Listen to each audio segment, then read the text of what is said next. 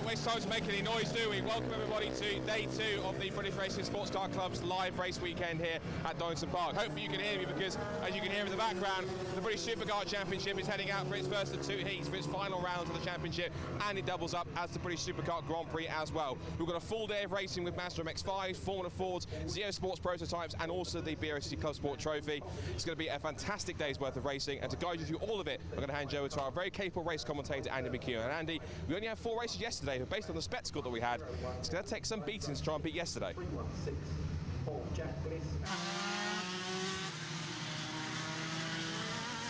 good morning everybody. Welcome to Donington Park and day 2 of this BRSCC race meeting. We're getting the racing underway nice and early here today with Hearts heading out on their green flag lap then for heat number 1 of Motorsport UK British Superkart Championship British Grand Prix here at Donington Park. The 2 heats that will set the grid for the final later on for the actual GP event itself also form the penultimate and final round of the 2022 championship. So this is of some significance for points for the leaders of the various classes, and that is adding an extra dimension to what's already a very exciting couple of day of racing. The Superkarts weren't here with us yesterday.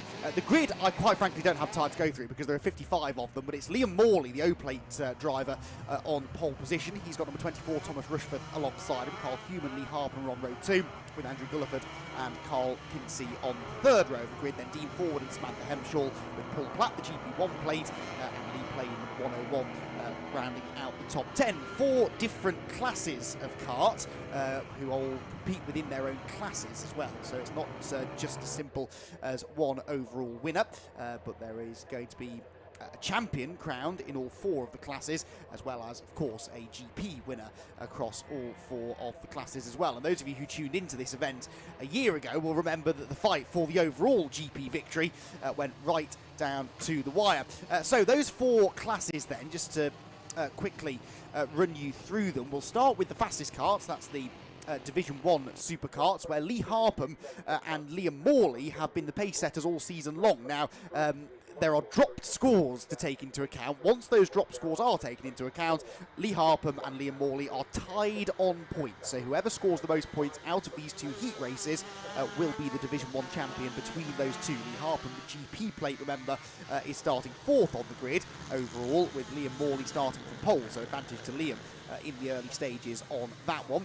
Then we move to the 250 national class, which is likely to be the next fastest of the 4 classes, and there it's slightly more cut and dry. Lee Plain, number 101, who starts from the outside of row number 5 for this rolling start. He's got a 20-point lead. There are 25 points available for a race win though, so he could still be beaten by Tom Hatfield with the 29, who starts a couple of places behind him on the grid. F4 50 nationals then, slightly smaller entry there, but only a 5-point difference between number 69 Costa Karitsis and 27 Amy Jurger. So those 2 5 points apart, with then a further 13 or so back to Roman McClintock, who is 3rd. Sorry, Kieran Phillips, excuse me, who is 3rd in that championship. And then finally, the F125 Open Superkart Championship, after 3 wins so far this season, number 87 Jack Tritton has a fairly healthy advantage, 14 points his gap over Shane Stoney, number 89, coming into these final 2 rounds. So that's how the championship stands. The main intrigue there being the Division 1 Superkarts that are at the front of the grid, and that is where we expect there to be a very, very close battle. Very quickly, there is a way that you can tell the difference between the karts, looking at the number plates on the karts. The yellow plates with the black numbers, they're the Division 1 karts, and they're also the fastest of the karts out on track. With white plates and black numbers, that's the identifier for the 250 Nationals. Blue plates with white numbers, they're the 125 Opens, and the red plates with white numbers are the 450 Nationals. So black numbers generally mean the quicker karts, as you can see from those at the front as they come out of Goddard's then towards the red lights. When they go out, the rolling start will be underway. On the left of shot, it's Liam Morley. On the right is Tom Rushforth. Away they go, and the rush towards Redgate Corner begins with a good start made from pole position by Liam Morley. The plate cars will lead them down into that first turn. There's a bit of wheel banging going on for second place there. That was a very feisty start to this morning's racing. Let's hope they all get through the first corner cleanly. Plenty of space. There is one spinner though off onto the grass, a full 360, and the driver continues with barely missing a beat. The battle on at the front though, and that is Liam Morley versus Lee Harpham, and Lee Harpham's up the inside for the race lead. So already Lee Harpham making progress from fourth on the grid. He's into the lead of the race as they go out of the old hairpin for the first time in what is only a 12-minute heat, so not a huge amount of time to get on with this. Liam Morley though strikes straight back up the inside. There's a third driver getting involved as well there, and as they make their way up to the top of the hill, that is the number 3, I believe, of Carl Kinsey, one in the gravel further back, so that is our first non-finisher of the day, I suspect. But those leading 3 really going at it, hammer and tongs in the early stages. What a start though by Lee Harpham from fourth to the lead briefly at the old hairpin, although he does now slot back into second place. We've got a few of them off. Oh, one of them is Paul Platt, the GP1 plated kart, going the wrong way down the track. He was expected to be one of the front runners within his class, but unfortunately he's in strife. Number 125, I think, was another one, Luke Plain, and I didn't quite spot the other number in the gravel, 35 perhaps that was, in which case that was Samantha Hempshaw. We'll see whether she comes through at the end of the first lap. Sideways there for number 24, which has made its way into third place now. Tom Rushforth holds on to that third position, but of course with that slide loses quite a bit of time to the leading 2, which, as you can see, have really started to gap him now. Into Redgate they go. Morley leading, Harpham second. Those two tied for the Division 1 Championship lead. Battle on them for third between Rushforth, Kinsey and Gulliford, and then one into the pit lane further back. Who was that diving in? Somebody just outside the top 20, I believe. Yes, it was the number 32 kart, which, scanning down the entry, I can tell you was Catherine Foster from the 450 national category. Catherine Foster is in, 067 is in as well, so a couple of them bailing for the pit lane on this first lap. 67 Daniel Thompson, one of the Division 1 karts who have not had an ideal start to the day.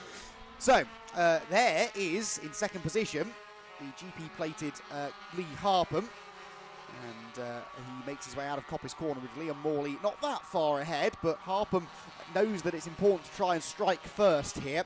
If they were to have a win apiece, those two, then they'd be tied on points again. They would have had the same number of race victories. Oh, that was a very bold run through the chicane for Tom Rushforth, and that gets him back into third place, I think. The leaders, meanwhile, at play there, and as Liam Morley lost the lead now at the Melbourne hairpin, I think he might have done. We'll double-check that when they get to Goddard's at the end of the lap, but that could now be Lee Harpham back out in front. Such is the nature of superkart racing, though. These positions can and often will change from corner to corner, because you really can overtake pretty much anywhere that you're brave enough to do so. Around the outside goes the number 3 of Carl Kinsey there to try and reclaim that third position. At the end of the lap, though, the lead is held by Lee Harpham, so he has got himself ahead of Liam Morley, and that is the fight for the championship as well. Remember, the third place battle heads back through Redgate Corner with their Gulliford up the inside of Rushforth as well. I think that was for fourth position, and the rest of them streaming through. Some of the class leaders, the 250s being led by Lee Plain in sixth place overall, the 101 plate running in the lead of the 250 nationals.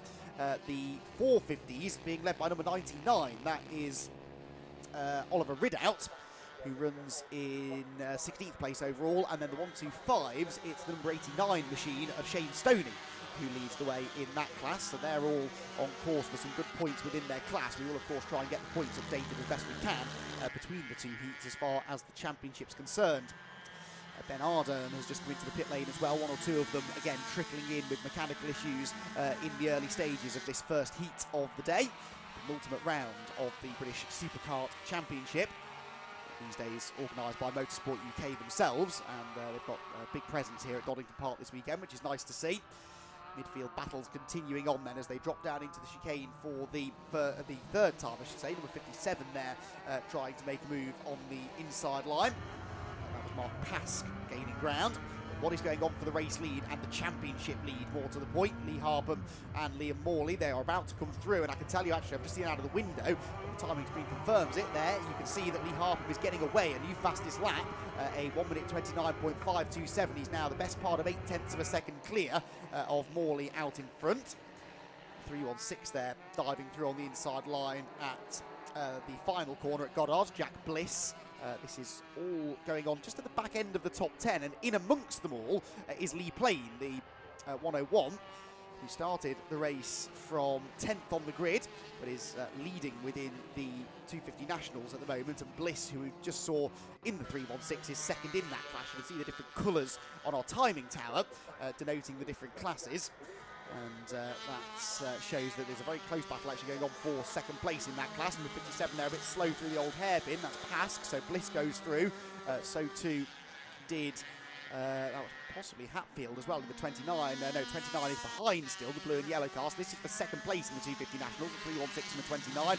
The 136 also in that class. This is second, third and fourth in the 250 National class. And up the inside there goes, or looks to go, the 136 regime into Coppice Corner, but there's no way through on that particular occasion. So on towards the exhibition straight they head again. What's going on, I wonder, in that gap between the leading two? They're going to very shortly be getting themselves into traffic as well. Across the line come some of the stragglers, but there, yes, the leaders are just behind this group, and Liam Morley has now got the fastest lap and takes a 10th out of the leader. So these are the first two cars that will go a lap down, I think. 17 and 28 there, just behind them with the yellow plates, are our leading two. So traffic on the horizon, here they come, charging around the outside, and Lee Harpham really having to push hard now to keep Liam Morley at bay. These two have been so evenly matched. Lee Harpham actually has 3 wins on the road, so does Liam Morley, but you only count your 2 best results from the 3 races that have taken place at the previous 2 events. 3 races at Cadwell Park, 3 races at Anglesey, and then the 2 here at Donington. They do have a 3rd race, but that is just the final for the GP. And obviously the GP plate for Lee Harpham means that he was the winner of this event on the last corner of last year's event. So they've each had a hat-trick of wins. Harpham won all 3 races at Cadwell Park. Morley won all 3 at Anglesey. You only count 2 of those wins towards your final total. There was somebody in the gravel there, I think, at the chicane, wasn't there? So that's a kart that is in a potentially dangerous place, but the driver seems to be, it's number 54, which has gone off. Peter Crossan, that is, one of the 125 Open runners. There, number 99 getting all squirrely through McLean's corner. Really challenging things to get around the track. That's Oliver Ridout, who I think I said was leading his class before. He's now dropped down to 2nd though, because the number 69, which remember was one of our championship leaders within the 450 Nationals, Costa Kuritsis, has actually got ahead of him. So, and there's a bit of bodywork there flying from the 99 of Ridout as well, which perhaps explains why he's lost the lead in the class. I think the next kart ahead of him was Kuritsis, who has claimed that 450 national lead with now just under 4 minutes to go. The lead gap is right down now. Another new fastest lap for Liam Morley. He's now within a quarter of a second of Lee Harpham again. So the fight for the lead and for the Division 1 championship is kicking off again. They are around halfway round their next lap, I think, now on this, the 6th lap of the race. As they're out of Redgate Corner again, heads that number 57 kart that we've seen quite a bit of so far in this race, Mark Pask. He is trying his best here to hold on to 13th place there, the 136. In fact, he's just taken 12th place away. Briefly had taken 12th place away from the 136 kart, but then loses that again as they make their way up into McLean's corner again. Right, leaders due with us, I think, at the line any moment now. Lee Harpham and Liam Morley, what's their gap going to be as they go on to this 7th lap of the race? They're lapping in the 1 minute 30-ish bracket, and they have just gone across the line now behind this big group of karts. And the gap is, half a second again. So a minute and a half they're lapping in. They're going to have 2 more laps to go, I think, including this one. And they're going to catch this big knot of traffic at some point over the next lap. You can just see them at the top of the hill in the background. The dark-coloured kart there is Lee Harpham. The lighter kart is Liam Morley.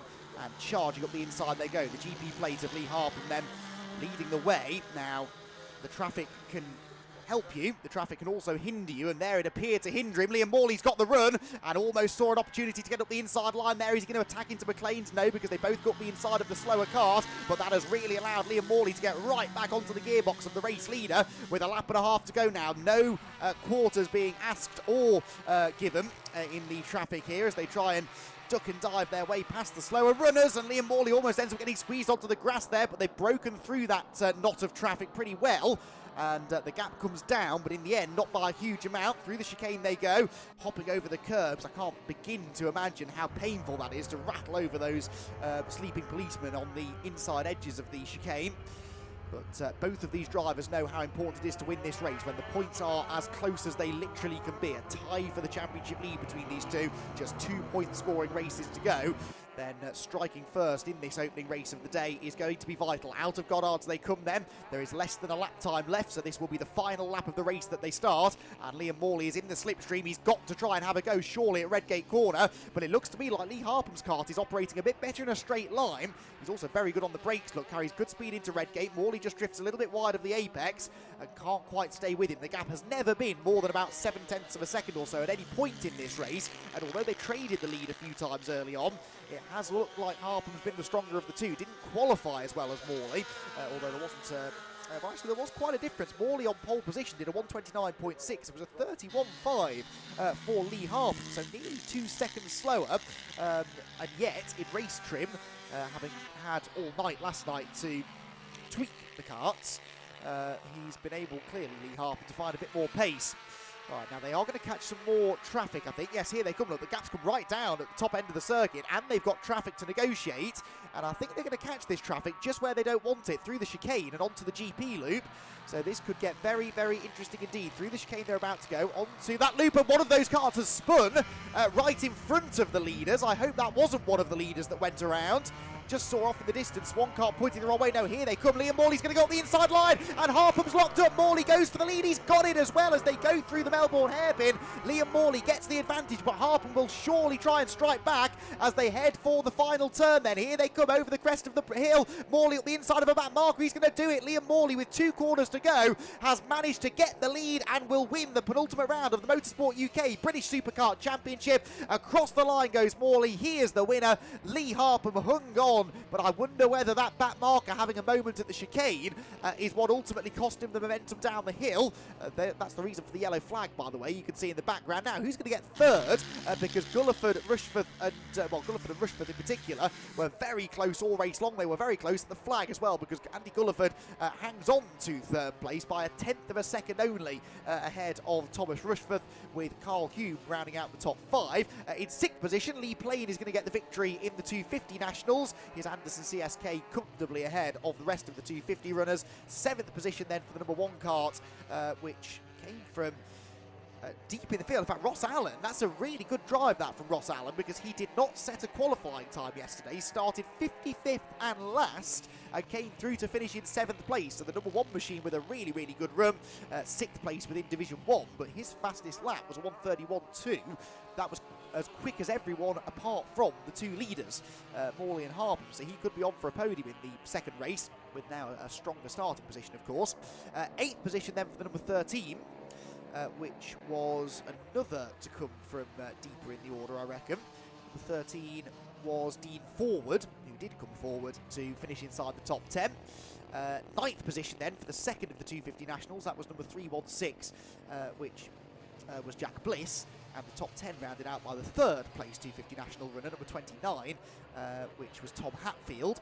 In the classes, within 450 Nationals, the win did go by a little way in the end, by just under a second, to the number 69 of Costa Karitsis, and he finished 15th overall. In 17th overall was Oliver Ridout, who was 2nd in that class, and 3rd of the 450 Nationals was even further back, down in 25th overall, the number 26 machine of Ronan McClintock. And finally, the 125 Opens, they were won, just scrolling down the timing screen, by over 11 seconds in the end by number 89, which was Shane Stoney. 2nd in the class, number 87, Jack Tritton, and 3rd in the class was number 97, which was Tom Riley.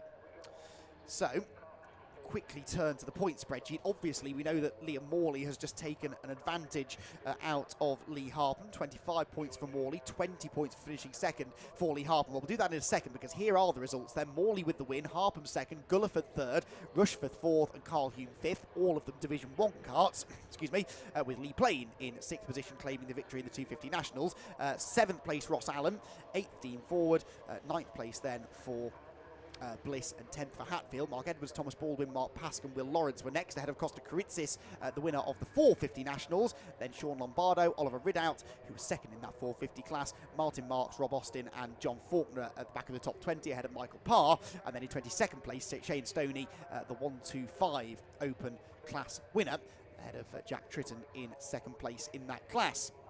See some of those who had issues as well. Some notable names down there. Paul Platt in particular, lap down after that spin on the opening lap. Kurt Catamol as well, the E-plate, only 33rd overall and 1 lap down, so he seemed to be struggling with some sort of an issue. Alan Crossan was not running at the flag.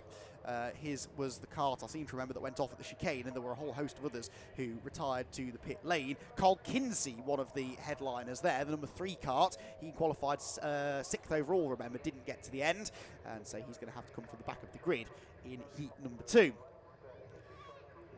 Retirement list unfortunately continues on. Samantha Hemshaw and John Reeder never made it past the first lap in their 250 national karts, and so they are both also non-finishers.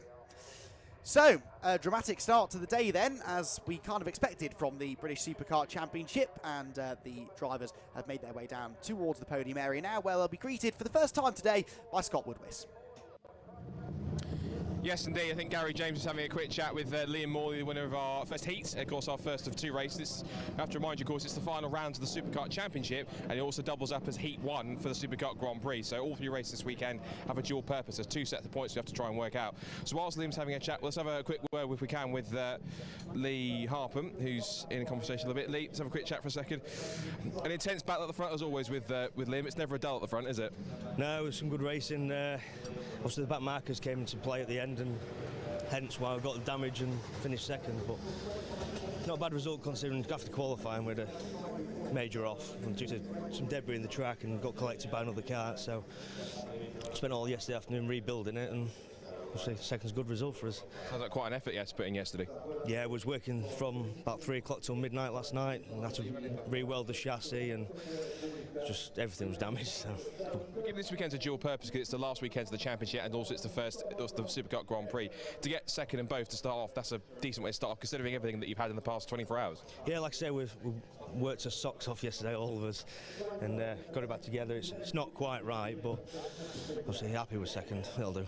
Great stuff. Well, well done. We'll see you for race 2 later on. Cheers. Thank you. Good stuff. Let's have a chat to our race winner then, Liam Morley, who had that intense battle as always. Have a quick chat with him, Liam. Of course, had memories of lots of great battles last year. Of course, this year as well, starting off as you mean to go on. Yeah, I mean, Donington's a track that seems to hate me, and you know, luckily that race we came away with a win after a bit of an incident with the back marker, but I think me and Lee are both very similar on pace for the next race, so it'll be interesting for the championship, but hopefully the Gremlins stay away, and hopefully we can come away with the championship. It's not just that, he's also got something else you might want, which is the GP plate as well. Yeah, I missed out on that last year, and I've won 9 and I'd like to make it around 10, so we'll definitely be trying for that. Car looks in good shape as well. Yeah, bit of damage after that race, like I say, with the back markers, but yeah, we'll go back to the awning, give it a good check over, and get ready for the next one. Well done. We'll see you for race 2. Good effort. Well done. Let's bring Andy Gulliford here. She's having a quick chat, I think. If Andy's one here, if it's Andy, that might be Lee actually. Andy? And let's have a chat with third placement Andy. A slightly distant third place, but a third is a third nonetheless, both for the Grand Prix and for the championship. That's right, definitely. Yeah, I'll take that. I'll take a third place any time. And I'm still having a great battle. Me and Tom and Carl were having a good battle. That's what it's all about. Good racing. So, yeah. What do you think you can do now between race 1 and race 2 to get a little bit closer to these two? Probably just a little bit of carburation, I think, get the engine going a little bit better. And yeah, we'll just have a think on the chassis, tyre pressures, that sort of thing. Small tweaks, I think, but we're not too far away. Smallest tweaks are always the best because if you make any big changes, it can really change the balance of the car. So the smallest little tweaks to get fine tenths or hundredths is always key. Absolutely. That's what it's all about, I think, with these superkarts, is small tweaks make a massive difference. So, yeah, don't think we're too far away, but we'll see. Good man. We'll go and do some tweaking, and we'll see you for race 2 later on. Thanks, sir. So that's the first race done for Sunday. We've got a little bit of break now because we've got 2 more qualifying sessions coming up for the weekend for the races that are racing just today. That's the Zero Prototype Cup that's going out for qualifying just now. Really good entry for them, of course, including a couple of notable names, including Richard Morris, who's one of the ambassadors for Racing Pride, and also a gold medal cyclist turned motor racer called Sir Chris Hoy. Might have heard of him. He's in a couple of those Revolution cars amongst all the regulars that we have for Zero Prototypes. Plus, we've got qualifying for the Mazda MX-5 Clubman Championship as well, where the BRSCC Staff Cup battle will continue on between the likes of Paul McCurley and Luke Souch and Greg Graham. That's going to be interesting to watch. Then we'll straight back in with racing after that one. So join us at roughly around about 10 o'clock when we get racing back underway after our qualifying sessions here at Donington Park on day 2 of our live British Racing and Sports Car Club weekend. So stay tuned, grab yourself a bit of a cup of tea and get a refresher. Back in roughly at around about 10 o'clock for racing to continue. See you then.